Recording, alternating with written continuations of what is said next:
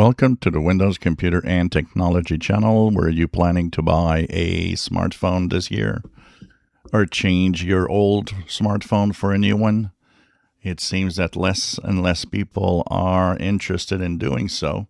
And the reason is the price hike of all the smartphones this year. Apple has already announced that they have to raise the price of iPhones up to 20%.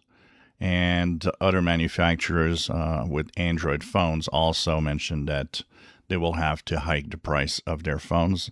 And the main reason, the high cost of RAM memory.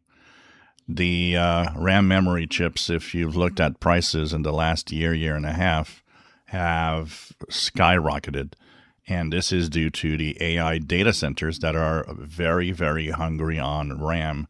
And so manufacturers have a hard time making enough RAM for everybody. And with the result that the latest RAM memory sticks have tripled, quadrupled, and even more. Something that was barely $100 2 years ago could be easily seen for close to $1,000 now. And so this is pretty crazy.